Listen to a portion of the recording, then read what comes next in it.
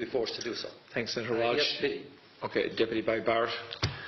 Ambassador, I will say frankly, I'm one of the people who thinks you should be expelled from this country, and I believe that that's nothing to do with you personally. It's to do with the policies of your state. And I think, along with Desmond Tutu, that the time for treating you as a normal state is over, because you're not behaving as a normal state. And I just want to ask you questions, really, in relation to that contention. And I would just say, for the record, it certainly isn't motivated by anti-Semitism in my case. I mean, for example, when disgraceful attempts were being made to downplay the horrors of the Holocaust by people like David Irving, I brought a Jewish Auschwitz survivor to this city to organise meetings and get her on national television to remind the Irish people about the horrors of the Holocaust.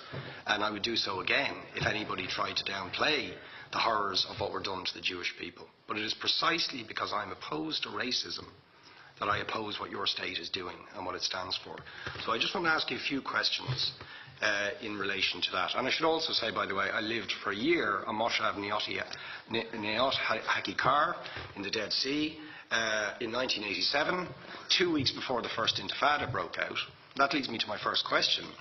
You have tried to cover over what you have done, the killings of innocent people in Gaza on 3 separate occasions over recent years, the seizure of Palestinian land and so on, by attacking Hamas. Now, why don't you just admit that Hamas didn't exist when the first Intifada took place? They didn't set up an armed wing until the early 1990s. And that there was a reason that PLO were in Tunis at the time, exiled, effectively not present. But the ordinary Palestinians rose up because you denied them basic rights. I lived there. It was apartheid. It was racism. It was endemic. It was rotten. Absolutely, I was shocked within weeks of living there to see how you treated Palestinian people. And isn't it the fact that the law of return, which is the basic law of the Israeli state, is a racist apartheid law because it confers rights on Jews that it denies to Palestinians? It allows, for example, if I was Jewish and had never stepped foot in Israel, I could claim citizenship there tomorrow. But 6 million people whose origins are in what you now call Israel, who were forced out in 1947 or 48, do not have that right. Isn't that part of the reason why the Palestinians are in dispute with Israelis? Because you deny them the right to return to their homes and to their land and to their villages, and that they have a legitimate claim, even under international law, to return, but you deny them that right. Why do you deny them that right? And why do you give that right to other people who have no connection whatsoever with the land, whether you call it Israel or whether you call it Palestine? Why do you continue to seize land, if you're serious about Oslo and the two-state solution? Why do you continue to seize land, which under that agreement is land designated to be Palestinian land? 500,000 people, most of which has taken place since Oslo. You allow that to happen. Why do you allow it to happen if you're serious about giving this land to the Palestinians? It's absolutely extraordinary. And it just, are you not just taking us, Ambassador, for idiots?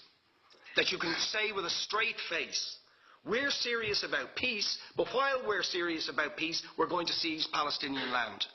And you expect the Palestinians to just sit back and do nothing about that. And the world to accept that that is an acceptable way to behave. And you asked earlier on, could we have some constructive solutions? Now, you know what the Palestinian people have been asking for. Far less even than some people would ask for. Because I believe the whole apartheid system should be dismantled. But what they've asked for is to lift the siege of Gaza. Just to lift the siege of Gaza. Let them have an airport. Let them have ports.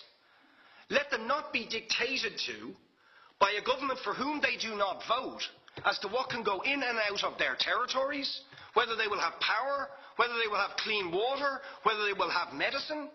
What makes you think you're allowed to have nuclear weapons and the 4th biggest army in the world and visit destruction on the people of Gaza But they have no right to defend themselves. They have no territorial sovereignty over that land. Could you ask questions, please? How do you justify that? Yeah. All right. How do you justify those double standards? And very lastly, Ambassador, people like Bishop Tutu, Nelson Mandela, and I would certainly describe your state as a apartheid state, with different laws for people depending on their race or religion. Now, isn't that just the case that, for example, at checkpoints going into the West Bank, there's a channel if you're Israeli or European, and there's a channel if you're Arab? Just because you're Arab. If you came into Dáil Éireann and they stopped you and said, "Are you Jewish?" "Oh no, sir, you can't come in through the same entrance as Irish people or European people because you're Jewish," you would call that racism and apartheid. But yet you practice that. You practice that with your checkpoints and your military barriers and your apartheid wall. How can you justify that? All right, thank you. Last